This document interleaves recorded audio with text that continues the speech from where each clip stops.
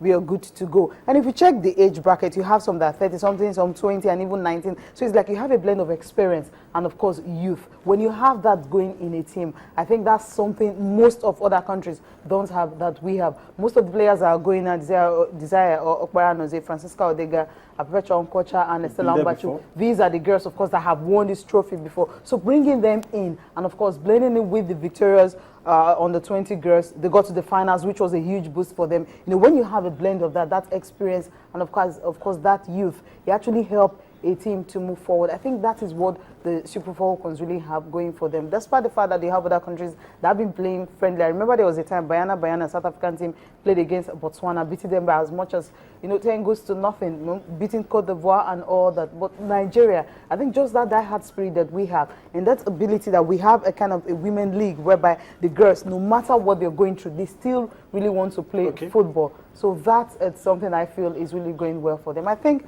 definitely we can do something in Namibia. We can. All right. Cecilia telling us we can do something in Namibia. Well, I want you to join us in everything we've been discussing on the show. Some of the issues we've raised. We also want you to comment on those issues. Talking about the Super Eagles, Super Falcons, Globe Premier League matches played today.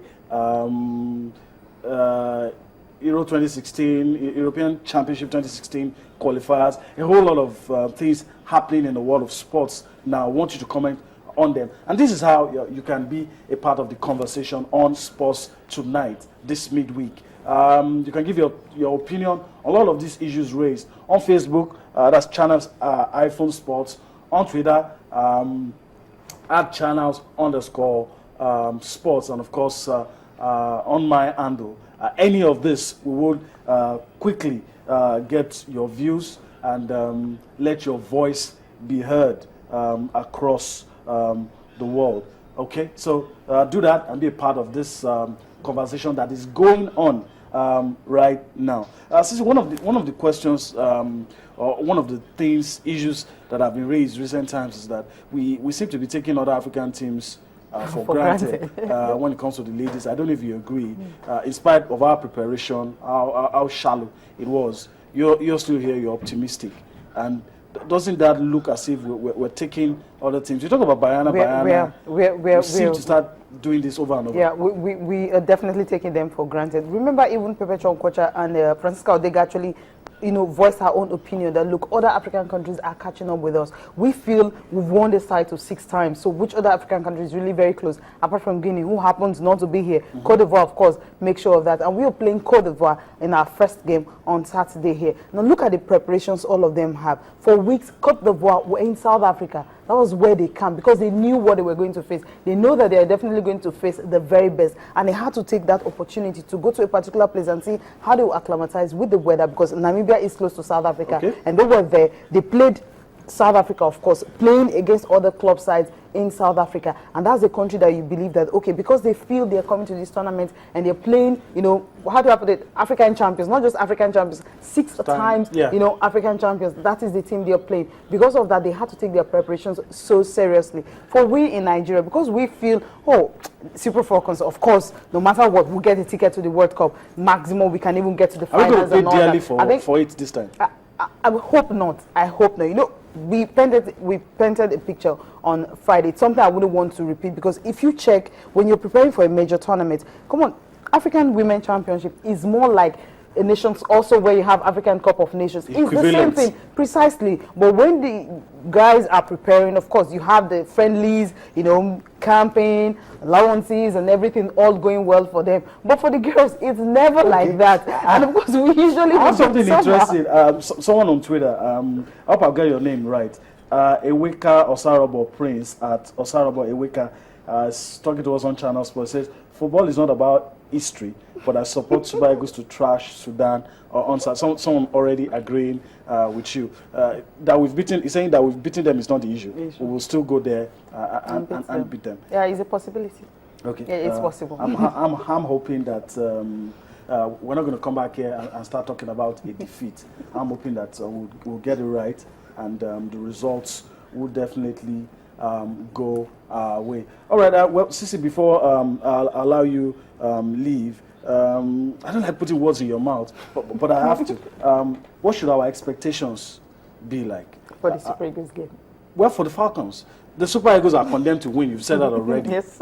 For the Falcons, how moderate should our expectations be? Should we go all out and expect that it's going to be the 7th title? Do we have, as a matter of fact, do we have enough in that team? We have the players. We have the players that can do that. But if you want to look at preparations, we may not be able to achieve that. But if you look at the crop of players that we have and the kind of coach that is in charge of that team, I think in something we can really just close our eyes and say we can. Because what he has done, actually picking about 11 players from Rivers Angels, everyone actually blaming him. But he feels, look, I didn't have time to prepare these girls. There are no friendlies, I mean, grade A friendlies to play. So I need to work precisely with players I already know. So we have the players and we have a particular coach and we have a team that is well blended. I think that's the only thing we have going for us. But outside preparations, there's nothing about that. So when we have that kind of players, you know, going well for us, the blending and all that, but I think we can actually take a shot because if you look at our squad, we have a better team than any other squad.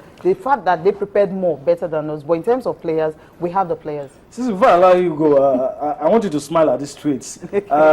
AZ David is talking to us. It says, Nigerians expect nothing less than a win in Khartoum. Also, AZ David again seems to be tweeting pretty much. He said, Sudan has conceded 5 without a single goal. A draw is not acceptable. And also Michael Johnson says the only way we would say the Falcons preparation is not good enough is when they don't come back with a trophy. And he's speaking to you. He said the only way we would say the preparation is not good enough. But I don't know if you agree with that.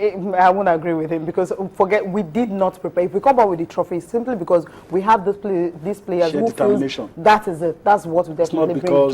Not because we didn't have preparations at all. We didn't. All right. Sisi, I'll allow you to take your leave and have your rest. I hope all your wishes for the Falcons will come true, so that we'll have something to celebrate. Celebrate. All right, we'll go on a break. I'll take you to a gameplay today in the Glow Premier League. Warri Wolves taking on Aqua United. When we come back, Dunodi Okunta joins us as we take a look at what's happening on the domestic scene, the Glow Premier League, and a lot of things happening in football administration in the country. Join us again. Colors here, you have blue, all blue for Warri Wolves, and Aqua United in white with some black letterings, black trimmings, lining out onto the pitch here, as they say. It was drizzling a moment ago, but it seems to have let up a little bit. We're just hoping that this will continue. Cool in this time of the season. Earlier in the afternoon, it was blazing hot here, respectively. The match commissioner is Likate Bala Andy from Niger State, and there we go. It is the home side with the kick of Warri Wolves racing in there, and they're really going hell for leather. I think, well, it's been ruled a foul. That was a most inadvertent one, and I think the Wolves were slightly unlucky there. And it's Warri Wolves coming forward again. That one is pressed forward, and a shot. It is a goal, right on target. And finally, they have let their dominance pay. Great goal there with the left foot, absolute cracker from Freedom Omar from he may just have freed Warri Wolves to play a more relaxed game here. And you can see good work again down the right from Abu Aziz. He really picked out Omofoman, and how about that for a control and the finish? He absolutely smashes that into the roof of the net. What a way to open your scoring here. Fantastic goal, kills it nicely, and second touch, bang, into the net. Abu Aziz waiting for somebody to come forward. He decides to go on his own with the ball, but finally, and what goalkeeping there? And this is the blooper of the season. This is absolutely unbelievable. Gifted by Lufemi Kayode, who has done so well in this game. He got the ball, he fumbled with it, he allowed the ball to go through his fingers, and then very gratefully, Warri Wolves, well, What a gift that turns out to be to them. Well, it really, you don't want to be in his shoes now. What Abu Aziz here, he did well. We thought he lost the chance. I really should have lost it. But what, that's a horror show from Femi Kande. What was he thinking about? Thank you very much, sir. That seems to be what Freedom of Upperman said there. Well,